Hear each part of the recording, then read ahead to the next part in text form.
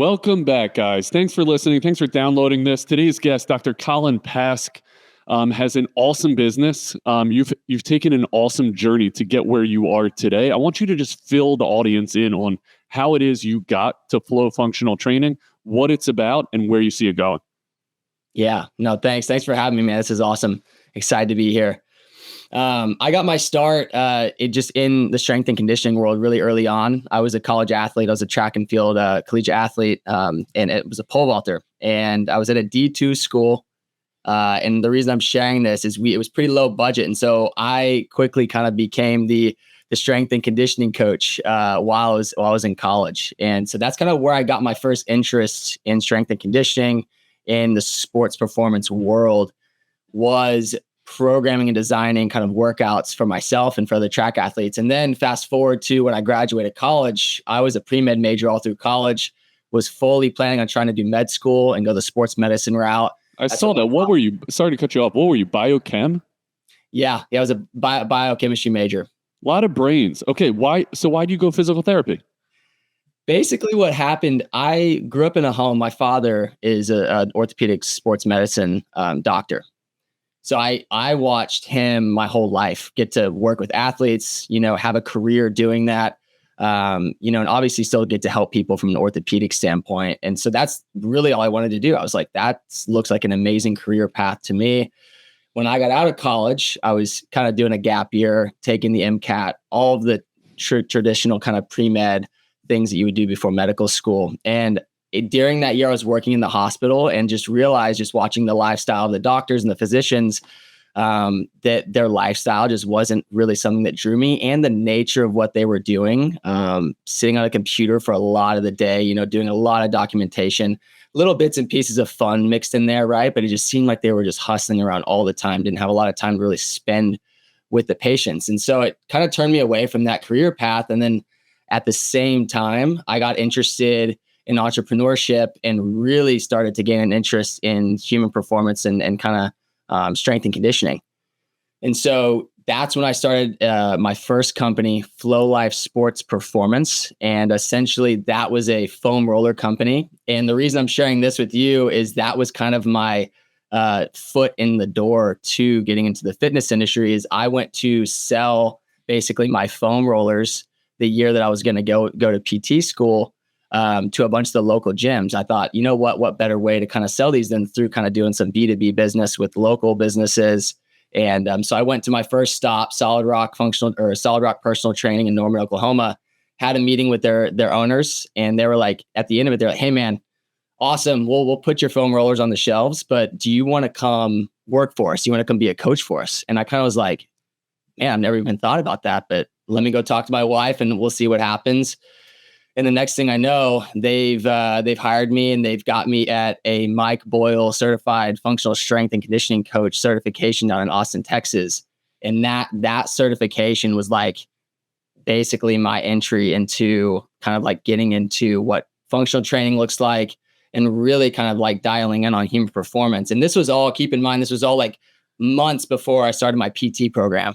So I was just about to start my doctorate in physical therapy when I started this job as a kind of a group functional trainer and personal trainer. And but basically, contrary to what all my professors told me, I kept working throughout my entire time I was in school. Everyone kept saying, don't work. It's going to ruin your studies and stuff. But really, it enhanced it in so many ways for me, because I got to grow my business, grow my, kind of professional life while I was in school, kind of getting educated on rehab and physical therapy. And so it wound up being a beautiful thing. And then my second year in PT school was when I launched Flo Life Fitness.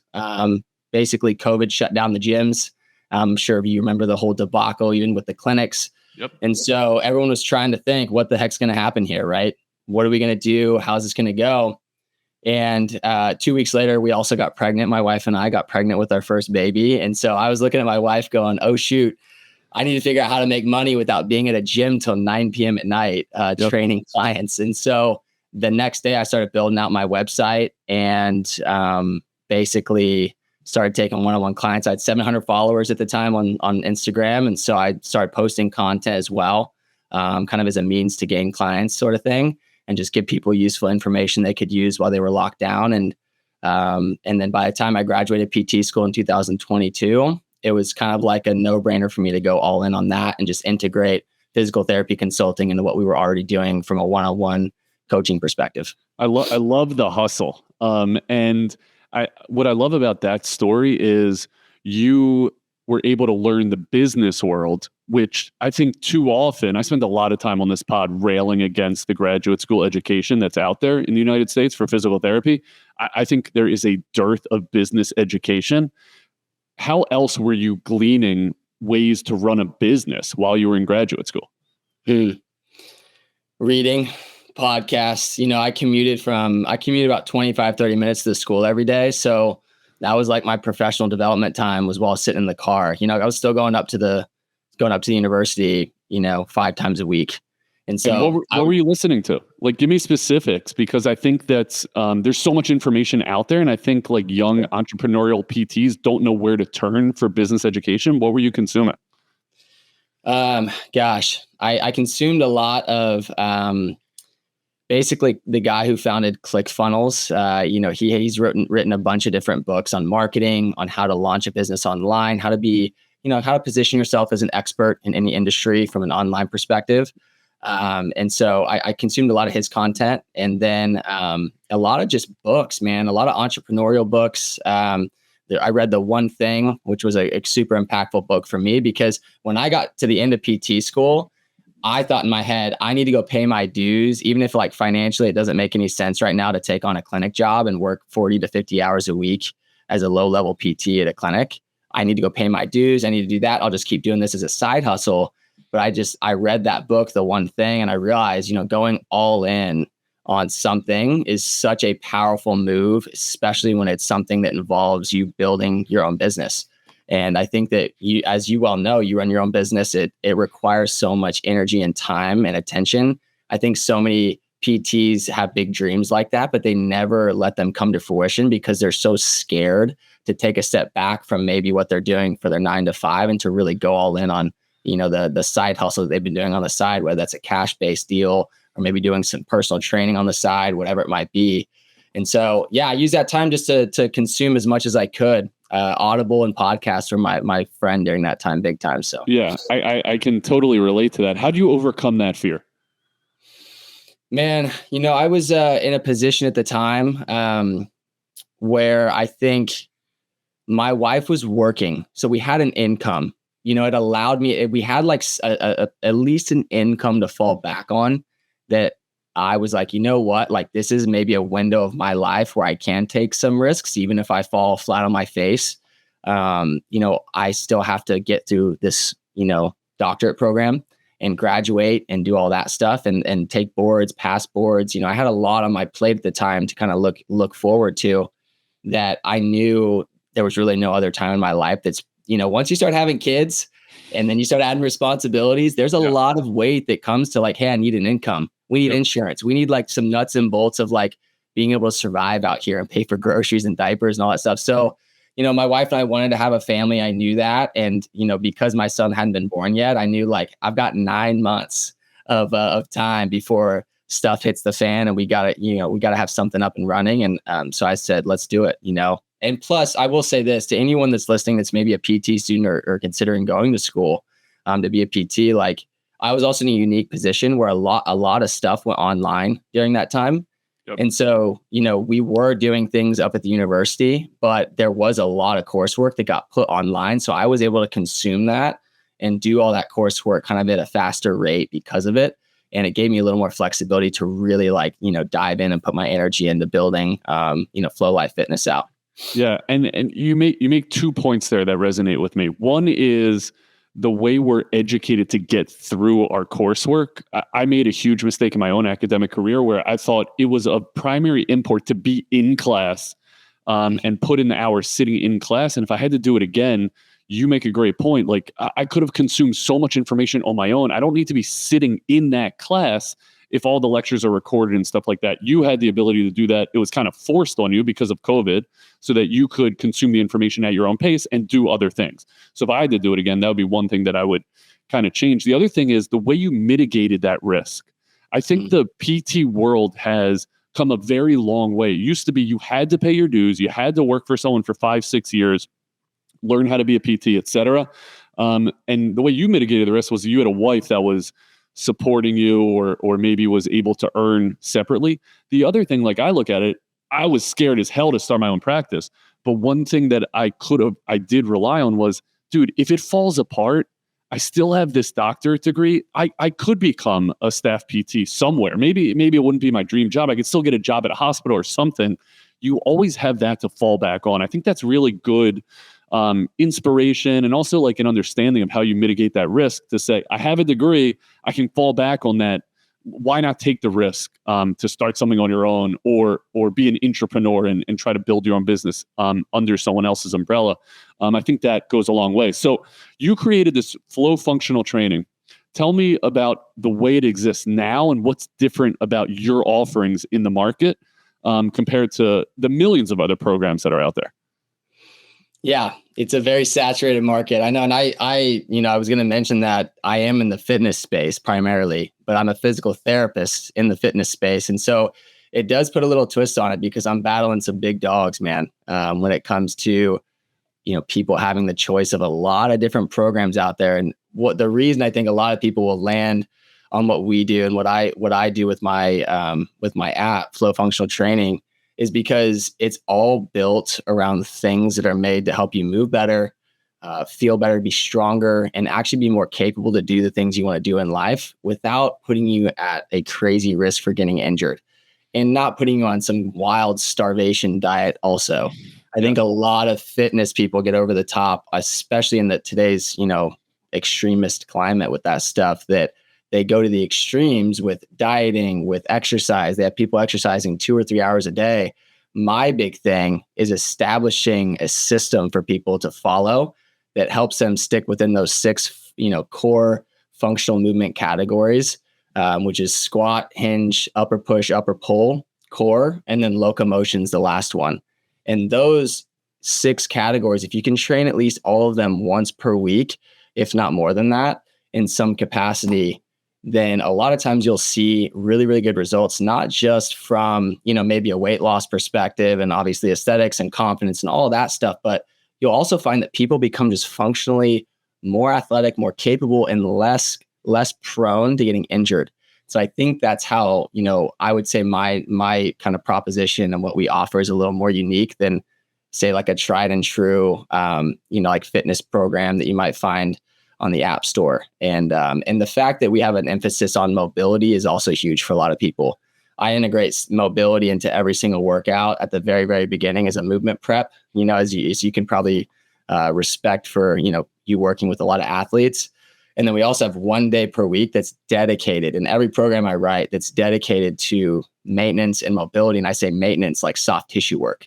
And so that's another area of emphasis where we really hit the heavy hitters to make sure people are kind of checking on their bodies, maintaining good tissue pliability so that they can move well, not just, maybe for that day, but also throughout the rest of the week when they're actually training, so they can strengthen their body through that full functional range of motion. Yeah, those are awesome nuances to highlight. I think that really speaks to your background as a PT. And I know you kind of like get on the hilltop and scream that as you're selling these courses. And that's really awesome. Talk to me about more of like the business side of things. You have your own app as opposed to like throwing your programming up on Train Heroic as an example. Why'd you go that route? Great question. I actually just got off Playbook, which is this very similar, platform to Train Heroic or, a lot of those other platforms. I went and found kind of a exercise.com is who did it. And they actually work with a lot of physical therapists too, for anyone that's, kind of wondering or maybe wanting something for their clinic. They've got a really good interface for managing clients and people, and even for in-person meetings and stuff like that. But I went with them and I wanted to do my own app because at the end of the day, this was kind of a long-term play for me. And I knew that because of the limitations of having, an app like Playbook or Train Heroic, where they offer these certain functionalities, but they don't offer maybe specific things that I really want to see in there. It allowed me to kind of get more customized to how I like to program, to how I like to design workouts.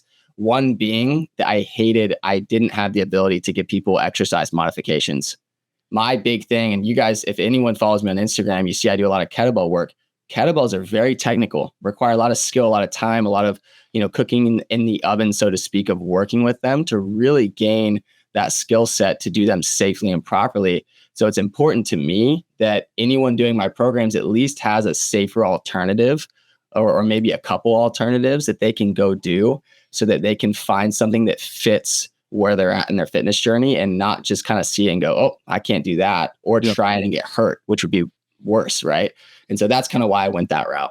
Hey guys, excuse this interruption, but I just wanted to give a quick shout out to our new Overhead Athlete course. This course teaches you everything as to how to get your athlete back on the field better, faster, and stronger. It is taught by a former professional baseball player, and we break down specific pathologies, exactly how to treat them, exactly how to load them, and exactly how to get them all the way back. So check out that Overhead Athlete course that we just launched. There is a link down below in the description. Now let's get back to our conversation. Okay, so how do you give me like the path to designing your own app? Where do you even start?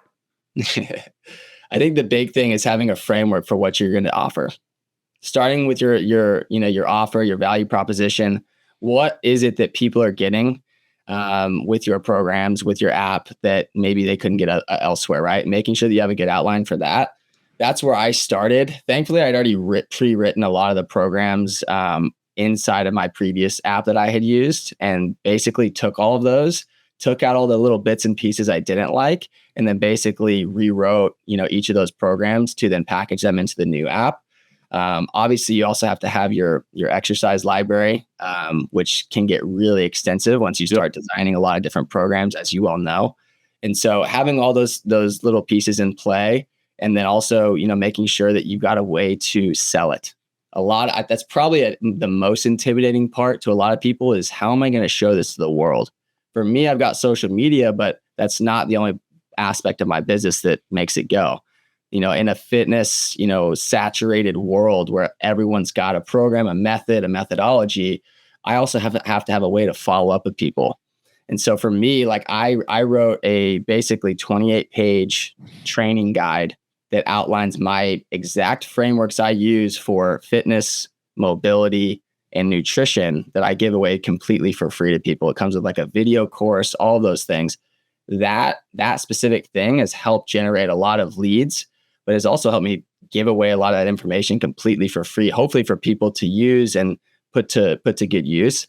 And that one thing has helped me kind of have a back-end system for maintaining relationships with people. Even if they don't buy from me that day, they might be interested in what I do maybe 12 months from now. And so it's important for me that I can continue to reach out to them, correspond with them, maybe via email, whatever it might be. And so having a business system in place to kind of have those follow-ups is incredibly important for any service-based business, not just for, selling some app.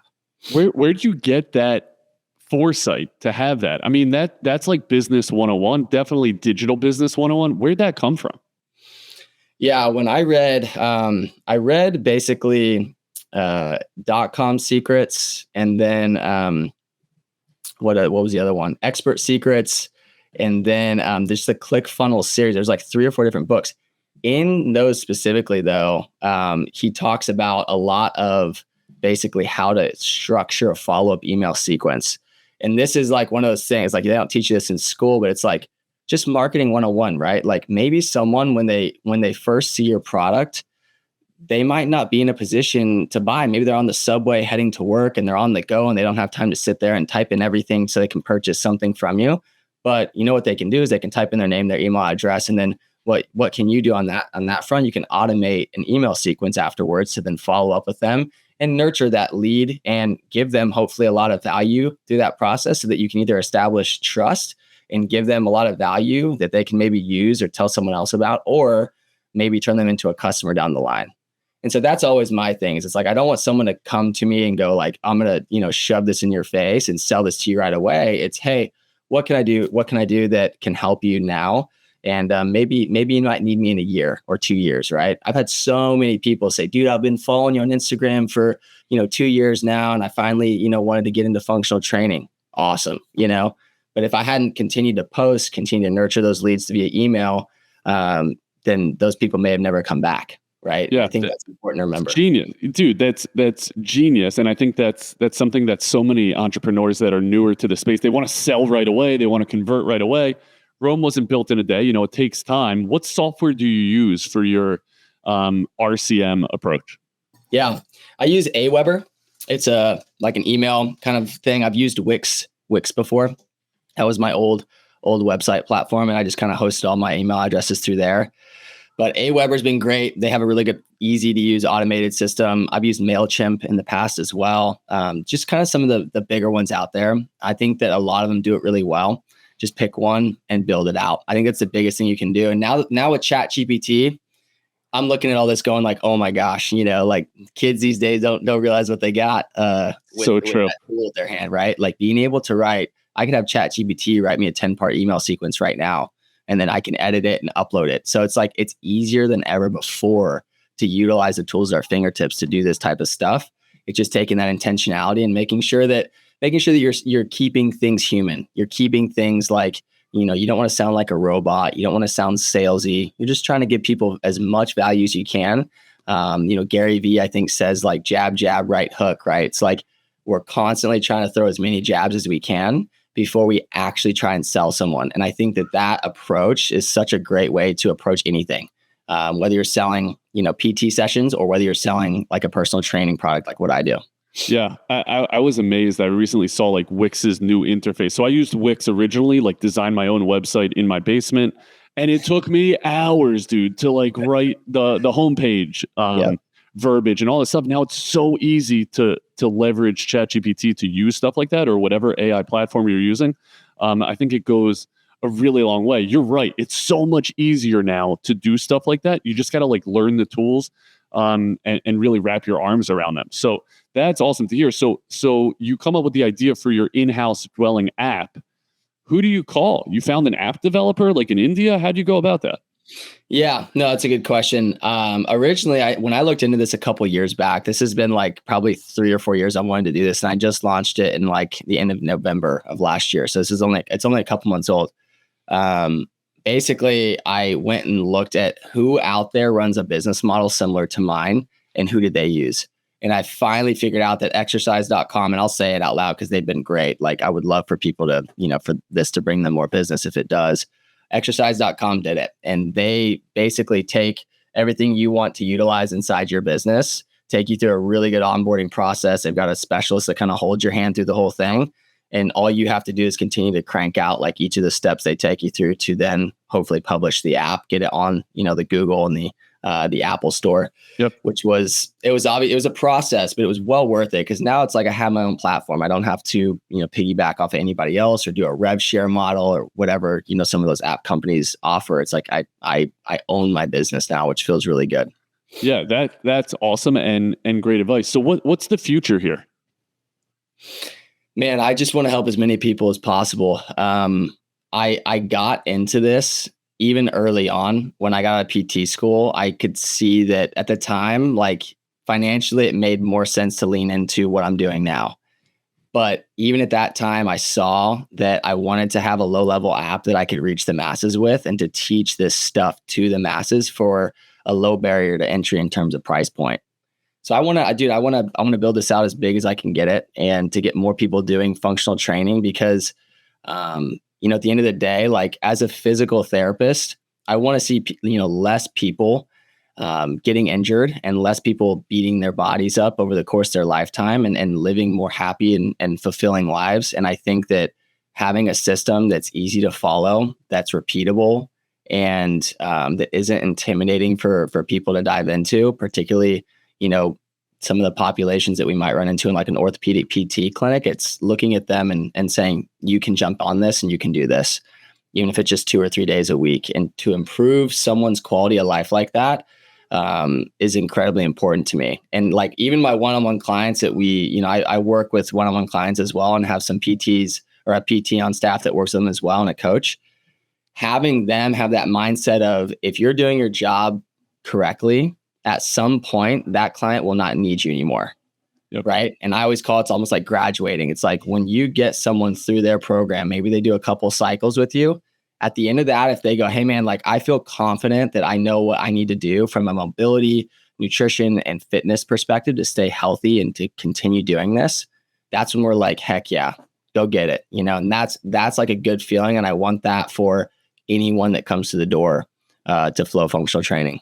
Yeah, that's an awesome goal. You've done a great job of, number one, becoming a great physical therapist and strength coach. Like that is the base, dude. I spent last night, I was talking to a grad student. He's in like his second year of PT or something. And he's like barraging me with questions about, how do I start my own clinic? What do you think the best niche to attack is? All this stuff. And I'm like, wait a minute, before we get there, what do you love to do? What are you really good at? What have you become awesome at? The fact that you're so clear on your mission and values that you just want people to move better, and because of that, have better functional lives, like that comes first. And then you can think about building a business around it. You've obviously done a great job of that. If you were on Shark Tank, I've been watching a lot of Shark Tank with my kids. And they're always like going crazy about, okay, tell me your numbers, the last 3 years and lifetime sales. Can you walk me through like what that trajectory has been for Flo Functional Training? Yeah, 100%. At least share some tidbits of that. Yeah. From a financial standpoint, I said earlier, kind of, it didn't make sense to dive into a clinic. From a financial standpoint, every bit of me, knowing that, hey, I need to get in there, pay my dues, work in a clinic for at least a year to get some experience, wanted to do that. But that was like my first month where I did over 10K was like in April. I was going to graduate in May and had like a 10K month in April. And I kind of looked over at my wife and I'm like, what am I doing? Like, should I keep trying to interview and, go through the whole, rat race and this and that? And I still had to pass boards and stuff like that too. So I was still looking forward to that. But looking back at that time, that was kind of the beginning of like realizing this is, from a monetary perspective, going to be able to, feed my family, to take care of us, to help us live a very great life, but also for me to be able to help more people than maybe being able to see, X amount of patients in a day. Yep. Is also incredibly valuable to me as well. And so I saw that and go, yeah, okay, this is the route I need to go. So yeah, I mean, at some point down the road, I don't really have any desire or ambition of selling it because I just love it so much. I was joking around with some of my friends the other day. I love it, man. Like, it's so much fun. And relatively speaking, I'm so green. Like, dude, I graduated a couple of years ago. Yep. So it's like 3 years ago now. And it's like, man, I am so new and there's so much on the horizon for me to learn. Even the system I have in place now, if I do the next 5-10 years right, I hope I'm 10 times better than I am today in 5 or 10 years. And our systems and the things we do for people are better as well. So I have so much to learn that I want to stay in the game as long as I can. And I think that's the long-term play. Yeah, that's awesome. So you said 10K a month while you were in grad school. You don't have to get into the dollars and cents of, hey, what's Colin Pasque make a year? But what about subscribers? Like how has that grown over the last 3 years? Yeah, no, that's a good question. It started out small. I mean, when I first started, I was just doing one-on-one, right? So I had it was just me. I was doing the sales calls, everything from marketing, sales, everything. I would bring people in. I built my one-on-one basically client list up to about 60, 65 people. And I held that for like a couple of years. And so that was kind of like the bread and butter of the business for a really long time. But that gave me enough flexibility in my schedule to then build out that low-level subscription. And for that, it took me a little over a year to get that like over 1,000 subscribers. And that was on the old platform. My current one doesn't have quite as much yet, but I think that we're, maybe a month away from getting there. So that's kind of where we're at, is it's kind of getting to that point. And again, 1,000 people is great. 5,000 would be amazing. I want to help as many people as I can. And I think in the near future we'll be there. So it's been fun to watch that thing grow. Yeah, it's amazing. What's the inflection point where you need to bring on more staff to service all of these subscribers? Yeah. Probably soon. I have one admin assistant. She's amazing, and she kind of helps check my emails, check my DMs, and then she also jumps into the app and kind of fields some of the big questions. And then basically at the end of the day helps me with like, hey, here's some heavy hitting items that you need to get to tomorrow morning. I wake up super early before the kids because that's the only quiet time of the day that I get to do some work, right? So I'll get up and hit all those items in the morning. So she helps me with that right now. At probably some point in the near future, I'll probably have to bring in some coaches to really help us dive into that stuff. Right now, I have 2 coaches on the one-on-one training platform. I use Trainerize for that, and they help run all of our one-on-one training clients right now. So I've got like 12 or 14 people at the moment. I've kind of downscaled that so I could focus more on the big app, and then let those guys kind of take the reins on the other platform, which has been awesome. That is awesome, and it's a great way to scale. You can keep like multiplying that. That's super cool. I was gonna say, how do you generate a sense of community around your offerings? Yeah, it's a trick. It's something I'm still working on. I think that there's a couple of ways any business can do this. Challenges are kind of a low-hanging fruit. The fitness industry is riddled with a lot of just like cheesy challenges and stuff like that. Yep. But doing challenges is a low-hanging fruit, even if it's like, drinking 100 ounces of water a day, or maybe doing 10 minutes of mobility a day. We've done that before. I've done a core challenge before, kind of strengthening the core. So you can go that route. And I also feel like staying engaged with the community and, really like helping them see you and being able to see your personality and actually like, letting them see a little bit in piece of like who you are, not just as a coach, but also as a person. Even as a clinician, that's super important as well. Is like, don't just be a doorknob sitting there kind of talking and doing passive range of motion with someone's shoulder. It's like, let's dive into stuff a little bit. Let them get to know you a little bit, because there's, patient outcomes, client outcomes are going to be better when they're more bought into the product or the service or the therapy. And you and I both know that. And it's like, if they feel like, you're just kind of a zombie there, then that's not going to go well. You're so good at that. You're so good at like giving the audience a sense for who Colin Pasque is, why they want to follow this guy, what it is that makes you different. How many touch points are there between Colin Pasque and a given subscriber? Yeah, it's a great point, or a great question. Man, right out of the gate, I'm barraging them with some emails and stuff like that. I'm always really big on onboarding. That was a big quality issue that I had like early on, because when you're onboarding, 100 people a month or maybe more than that, it's like you're looking at kind of like at the issue of like, okay, are they all getting what they need to get started successfully? Because when I'm doing one-on-one training, I get to meet with them for 45 minutes. We do an evaluation. I get to know them a little bit. What makes them tick? What's their family life look like? What's their professional life look like? I get to know them as a person. So it's much easier for me to kind of answer questions, knock down fears, kind of like, hey, like, here's where we're going to start. This is what the plan is. But I don't get to do that with this low level kind of like subscription app that I have now. So having, a system in place for sending them messages is very, very important to me. So I have like some automated messages that I shoot out to people. So right when they get in there, it's usually like 1 or 2 right away. And then throughout the course of the month, they'll get like a couple different ones. And then we have a discussion board where I post like weekly, this is what the focus is this week. Kind of this is where we're headed, kind of like, here's some things to think about, RPE, like educating them on like, how am I going to optimize my training experience on my own, whether I'm working out by myself at the house or like at the gym. And, what can I do from a, tools perspective as a coach to give to these people that can serve the masses and not just help like one person out. So that's always super important to me as well. Yeah. Do you have any idea what we were talking about previously, like what Gary Vee said about the jabs before you throw the hook, right? Do you know how many touch points it takes for a subscriber to be, or a potential client to be converted to a client? I have no idea. I think the hard part with tracking that is like, I might be getting touch points through my Instagram story, and then I might get one on like a post, and then I might get another one on an email, and then maybe it's like a DM conversation. So it's like, though, that's like one of those things that's kind of like hard to track and to quantify. I've heard that it's like upwards of like 17 to 20 touch points or something like that. Yeah. I don't know who said that. Might have heard that on like a podcast or something, and I believe it. I mean, in this day and age, the attention spans of people, they see something, they're like, oh, that looks like a good idea. And then all of a sudden, they scroll and there's like some kitten that distracts them, and then they forget what they were looking at. Right. So you have to realize you're dealing with people who have the shortest attention spans probably in human history right now. And so understanding that just because someone doesn't buy from you right out of the gate, maybe when they get their, your first string of emails, doesn't mean they're not going to be a customer. That just means maybe they're not ready right now. Yep. Maybe whether it's financially, from a commitment standpoint, and that's okay. Like, let it be okay.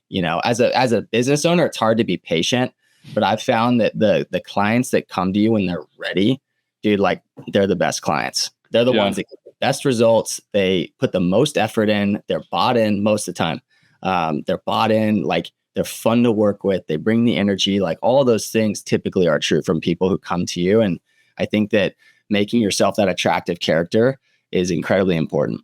Yeah. I mean, I went through this myself when we launched our True Sports University offerings with our continuing education. We start with an ACL course, and now we have an overhead athlete course, and we're about to have a low bet. Yeah, it's awesome. It is. So awesome.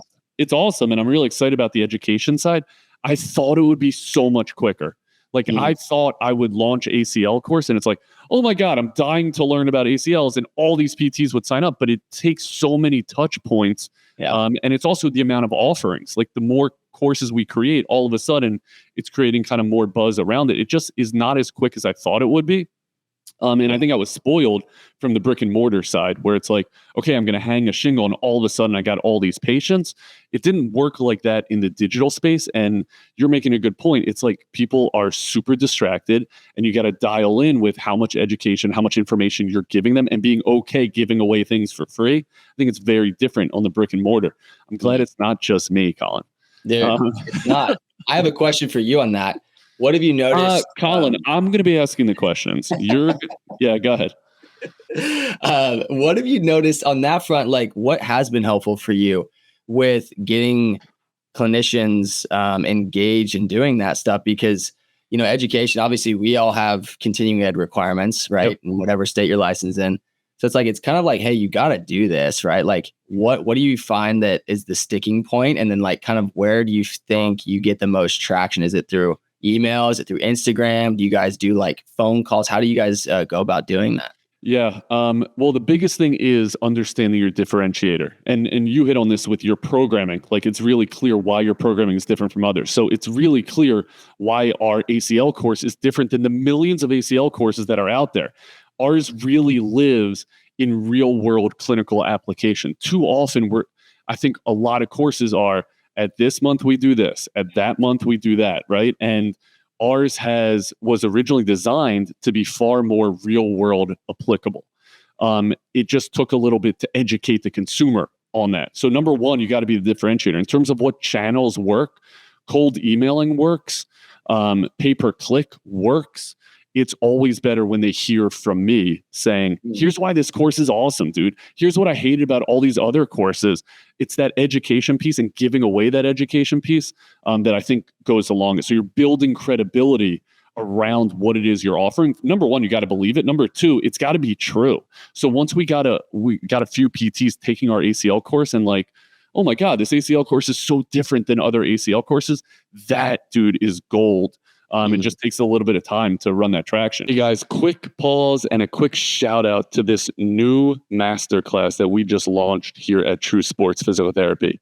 Myself and Dr. Tim Stone put together a masterclass of ACL rehab, and we call it From Table to Turf. And the reason we call it that is because it's going to teach you exactly how to get your athlete all the way from post-op day one with the nitty-gritty of regaining all of that range of motion with the tips and the tricks that we use here at True Sports Physical Therapy that gets our athletes better, faster, and stronger. And that's early. And then how do you progress that athlete all the way onto the field with a ball in their foot or a stick in their hand or whatever their sport is, and teach them how to accelerate, how to decel, how to change direction, all the mechanics that go in there. What drills do we use to get our athletes exactly where they need to be back on the field and even better than before injury?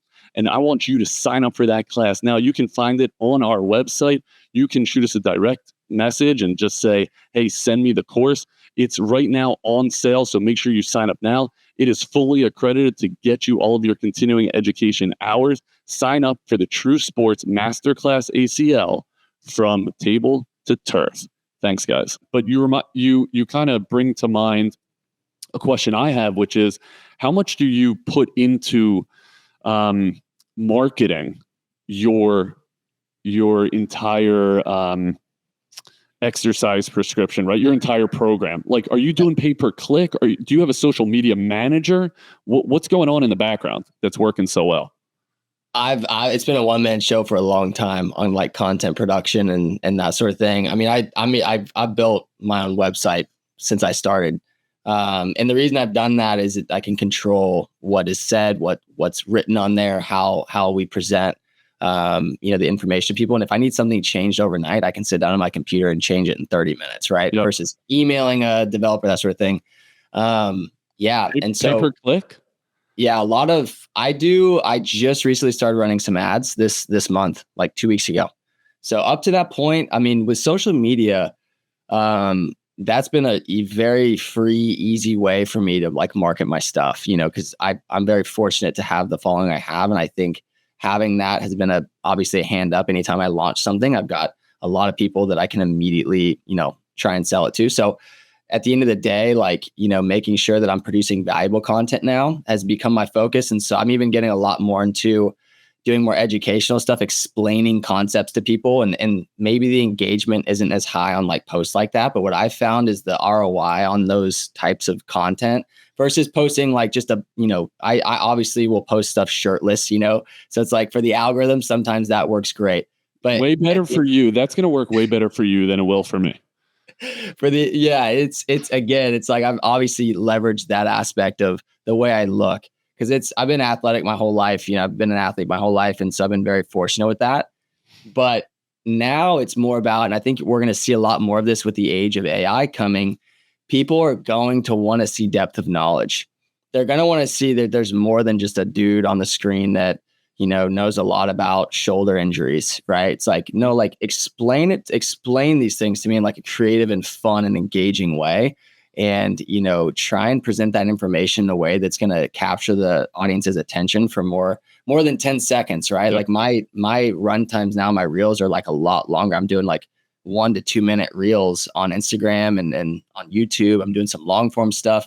So I think that that's going to be where you see a lot of the kind of new age with AI. I think a lot of people that produce more long form content that offers a lot of like a lot of deep knowledge about a particular subject will become a lot more popular because people are going to see that there's artificial crap everywhere. It's like, what can we believe? Right. Yep. And if they see a video of you breaking down exactly what's going on in an ACL program and some creative things that you guys are doing with your athletes to really help them, optimize not just, their recovery process, but also their return to play. Like what is a performance looking like on the field, right? Like how are you preparing them to get back on the field to play in a, optimized way, maybe better than they were before. And I think that's always incredible to see that and to see people producing content like that. So I do a lot more of that now.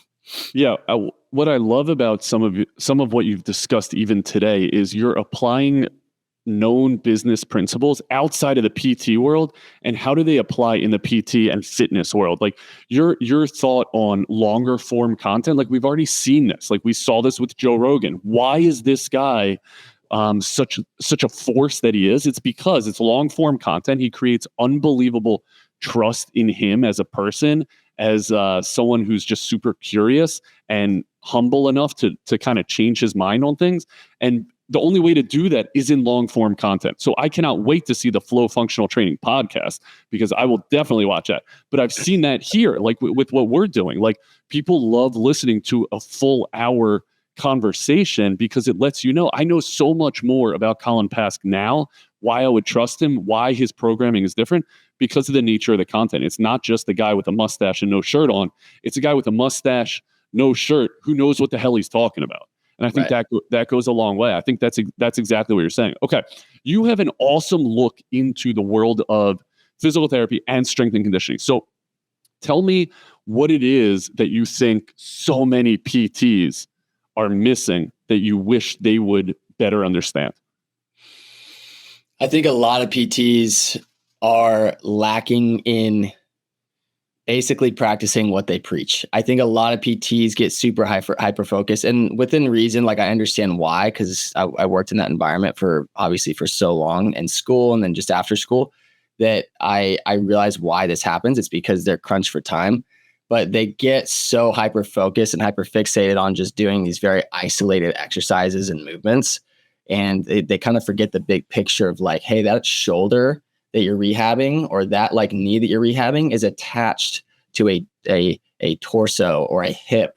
And that's attached to, you know what I mean? So it's like integrating more full body movements and being able to actually teach people those full body movements. One of the things that rubbed me wrong so badly when I was in PT school is we were in an exercise kind of like sports based class. It was like exercise prescription and kind of like sports medicine type stuff. And my professor was like, we were talking through like squats and different things like that. And half the class couldn't even do like a full range of motion squat properly. Yep.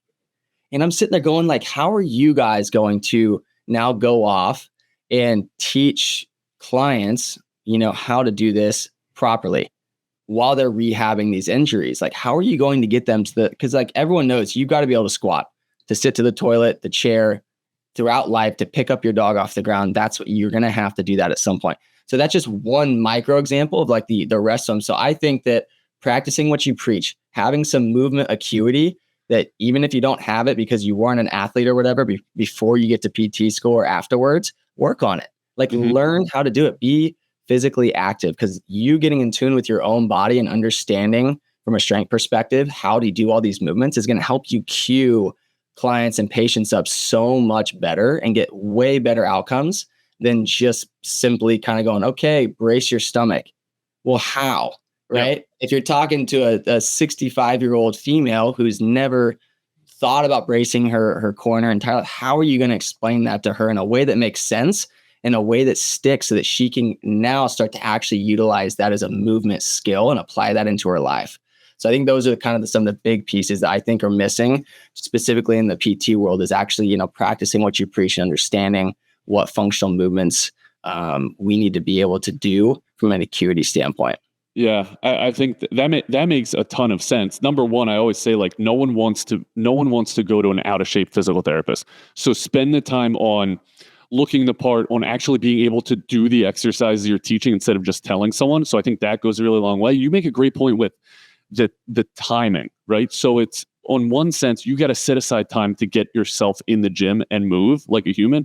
The other thing, timing in the clinic. I think one of the biggest struggles we have is if you're treating 2 patients, 3 patients an hour, you don't have time to look up chain away from the knee or down chain away from the shoulder, stuff like that.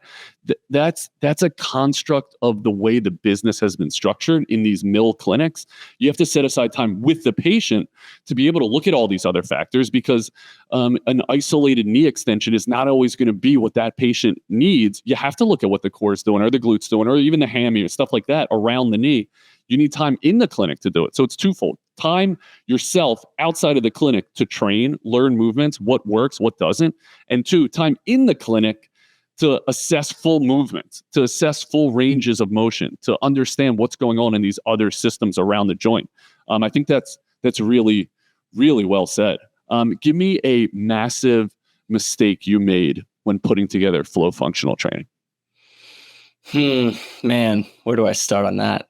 A lot. Because I've had a lot of schmucks on this pod that are like, oh, I never made a mistake. I never made mistakes, bro. I made all the mistakes. I think one of the things I'll start here is one of the things I think I did well was I did a lot of in-person touch points coaching people.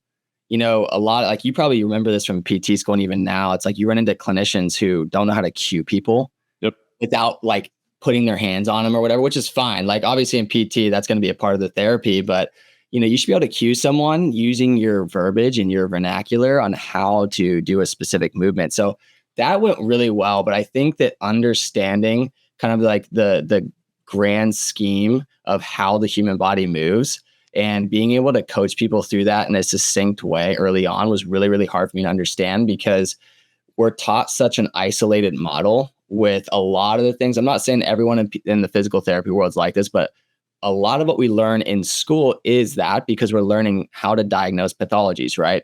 What's wrong with your shoulder? Okay, let's test external, internal rotation. Is there flexion extension limited? Like, how are we going to go about arriving at some place to help us understand what's actually going on with that person's joint? And I think that because you're taught with that model, it's hard to now pull back and go, okay, let's look at the whole picture here. So early on, like when I first started doing one-on-one training, I would evaluate people and run them through a movement assessment, which is great practice. But mine was like wildly extensive because you're doing a fitness assessment. So it's like dude, I was doing all sorts of things with the shoulders. And now it's boiled down to a very simple, easy to walk through thing that's like, these are the kind of global movements that may expose something that we might need to dive in deeper. But I'm going to do these global movements first. And if they're limited severely in something like that, then you can go back and go, okay, let's check out that shoulder, or hey, your thoracic extension was a little limited, or I noticed your right knee wasn't going through as much flexion as it should while you were doing that squat. How can we maybe dive further into that and dissect the information we actually need? So I think that I started way too specific on a lot of patients and clients that I worked with, and then learned to start broad and then get specific. And that is a way more efficient way to evaluate, but also it's just more effective. I think it's more effective at the end of the day. Yeah. And I think it takes time and it takes practice and it takes reps to get there. You sound like you have a lot of Kelly Starrett in you. Like the kind of the way he looks at gross movement and then dials in. It's also, I think it's such a challenge to get super specific. I always say like your evaluation starts as soon as that patient gets up out of the waiting room, or if you're doing it virtually, as soon as you start talking, and everything out of your mouth, Colin Pasque, the trainer or the therapist, is guiding you towards a diagnosis, but not just a diagnosis, an explanation to the client of what it is that's wrong with them, what they're going to do about it, what you're going to do about it as a therapist. Everything that comes out of your mouth should be so dialed in. I found it very hard early on. My eval, like you said, would be like an hour and a half because I'm measuring unaffected limb and I'm measuring all this crap and I got a goniometer and I got a reflex hammer, all this garbage. And it's like, how do you peel away from that? Yeah. And I wish grad school was better at that. I think grad school prepares you to do a billion tests, but they don't do a great job of saying this test is now antiquated. Let's get rid of that. Or you don't need to go down that tree or that evaluation. So that definitely lands. Thank you for choosing a mistake you made. I appreciate that. Dude, there was other ones I could have highlighted, but that was low hanging fruit. Yeah. So how'd you get better at that? Repetitions. Getting like I used to do that. Like our initial evaluation was a little over an hour, and then I knocked it down to 45 minutes, and then about 40 minutes. So it's like getting more efficient, being able to take on more workload was part of it, just from a logistics standpoint. But also realizing when I would do all this stuff, I wouldn't use the data. I wouldn't use I got, 175 degrees of, shoulder flexion, blah, blah, blah. It's like, okay, well, what do you do with that? Right. Yep. Like when someone's loading that up with an overhead press, does it matter? Like, are they having pain while they're pressing? No. Okay, great. They're getting basically full range of motion. You're probably okay. Don't fixate on that. Because that was another mistake I would make is when explaining, you were talking about a second ago, at the end of that, having like a place where you can arrive and say, hey, here's what I see going on. It's very important to me that, especially like my PT and my coach that work with me, that when they're assessing a client, they're not going, hey, you've got shoulder impingement and like you likely have a torn labrum in your hip. These patients or clients are now sticking to those going, well, what's shoulder impingement? Mm-hmm. What's a torn labrum? Like, dude, do I need to go see an orthopedic? Like they start freaking themselves out when in reality, it might just be, hey, you just have a little joint restriction there, right? Yep. We're going to do a couple little joint mobilizations, a couple little, activation, stability things, and we're going to be good to go. But they don't need to know that. What they need to know is, hey, I noticed your shoulder was a little stiff going overhead. Does that cause you any pain? Like simplifying it back down to, okay, what is the patient or the client experiencing here? And how can you then extrapolate in very simple terms like, okay, like here's what we're going to kind of do to address that. They don't need to know all the freaking underlying pathologies unless they ask. I never go down that route unless someone asks me, because then I'm like, okay, I can give you the nerdy answer here if you really want it. But I don't want you going off and Googling or WebMDing this crap, because then they're going to see all these like crazy things pop up, and then that might affect the outcomes they get.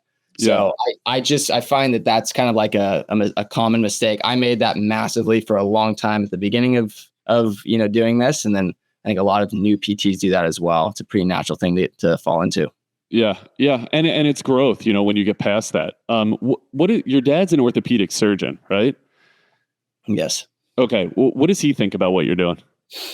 It's a good question. He Is he there? Let's patch him in. Let's Yeah. Let me call him really quick. What's today? Thursday? He might be in the clinic actually. Yeah. Man, I genuinely think early on he was kind of like, dude, what are you doing? Like, what are you doing? Your posts on social media, like you've got your shirt off. Like, what are you doing?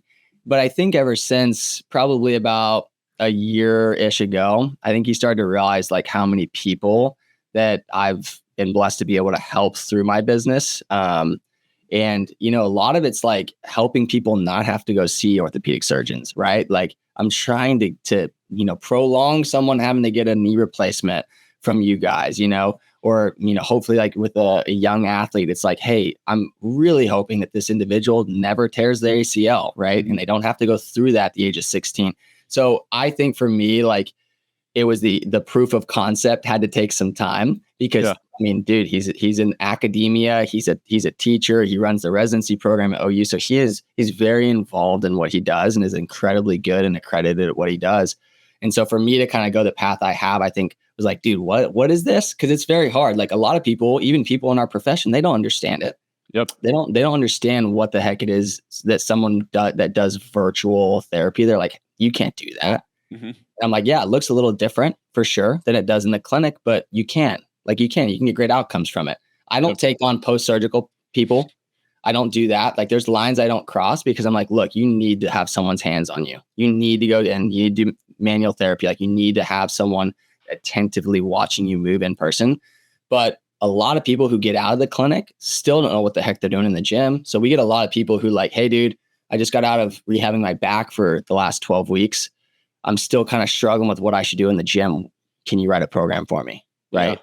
So I found that it's bridging this gap between getting people out of the clinic and back into moving better than they've ever moved before, and hopefully establishing a really good system in place for their functional training to help them train, pain-free as long as they can. Yeah, that's really awesome. What did you get on your MCATs? Bro, oh gosh. What did I get? I think I had a 490 something, like a 5. I honestly was a brutal test taker, dude.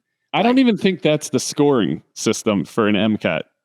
Well, it used to be lower. So like it used to be like in the like 20s or 30s, like 25 to 30. So like they changed it when I was in school. Okay. And they changed it to this like wild system.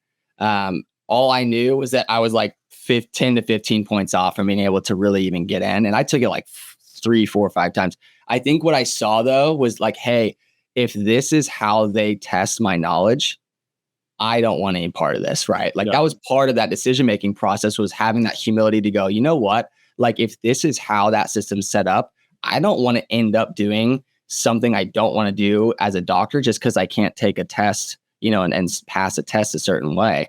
And so at the end of the day, I was also trying to think like, you know what, like maybe this just is like this knowledge and how they consume information just like isn't really, matching me and suiting me well, which is totally fine because it also matched up that lifestyle experience as well when I was working in the hospital. True Sports Physical Therapy is growing like wildfire.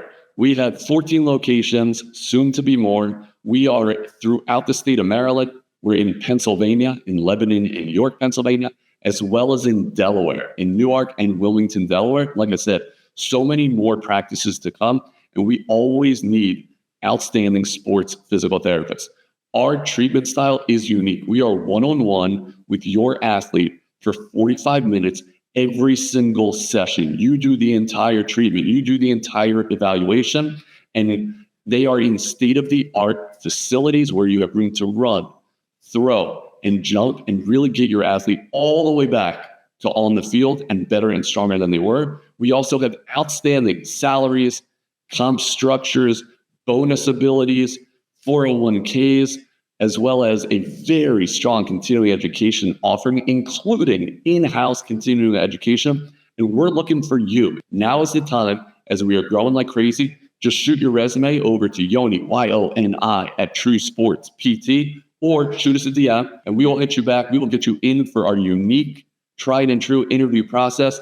and really make a determination that this is the right place for you to grow your career and get your athletes better than ever. We can't wait to hear from you. And well, I think that way about PT though also. I mean, just in terms of it, dude, I scraped by an undergrad. I barely got into graduate school and I'm a decent PT. So what does that tell me? That tells me that they were just testing for the wrong things.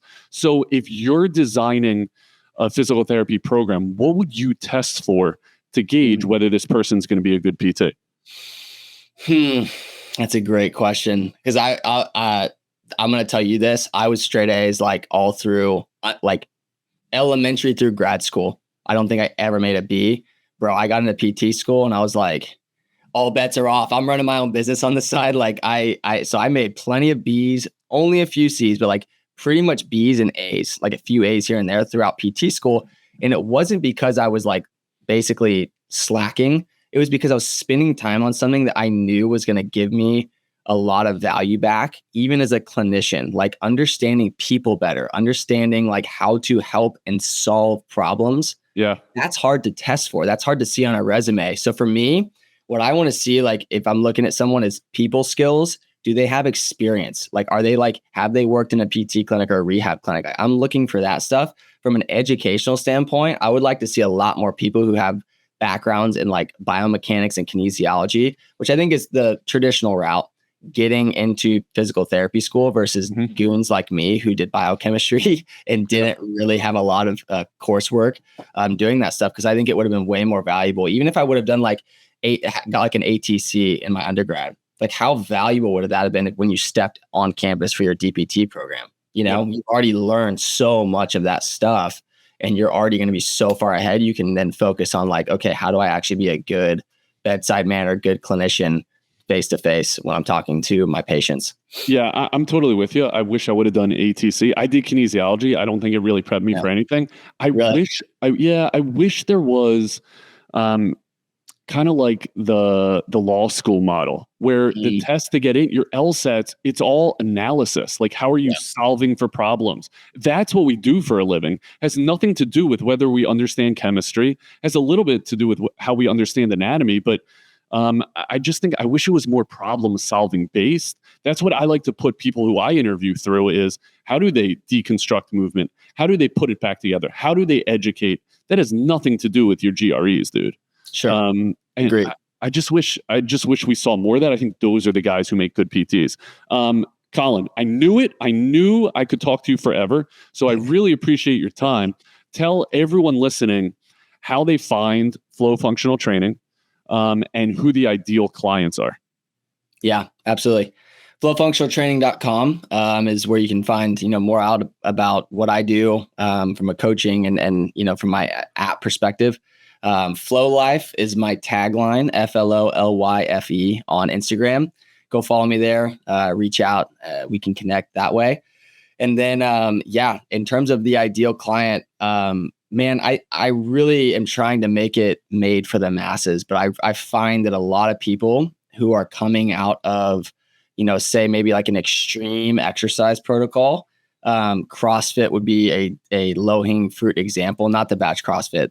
It's fine. But it's like, I get a lot of people who are like, hey, I'm tired of the intensity. I'm tired of the HIIT training workouts. I'm tired of the random freaking stuff that this program that I've been on. And what I want is a system. I want to actually dive into some functional training that follows those, core movement categories and, train to be like a functional athlete, not just, to go run a marathon, but just to be able to lift my kids up and not have any low back pain and do the things in life that you want to do, without any restriction. That's what it's all about. I love it. I ran into a guy in the gym today. We were talking about John Russin's programming, but I'm going to send him to you. Like, he needs to be talking to you, just an understanding of good, clean, healthy movement patterns, how to integrate those things, how to eventually load those types of things. I think that's really awesome. Colin, you have been unbelievable. Thank you for your time. Thank you for just educating the masses, and thank you for doing something awesome with your degree. It's out of the box and it's unique. And I'm envious. It's really awesome. So keep up the good work, Kyle. Thanks. Yeah, I appreciate it, man. Yeah, man. Thanks for pronouncing my name properly. Everyone who is listening, go follow Colin. Thank you guys so much for listening. Shoot me a DM on True Sports PT. Let me know what you loved about Colin. Let me know what you hated and what questions you wish I would have asked, because I'm sure we'll get Colin back on so we can do a round 2. Thank you so much, Colin. It's the True Sports Physical Therapy Podcast. Tune in. You might just learn something. Catch all of the full episodes on all streaming platforms. And as always, the link is in the bio.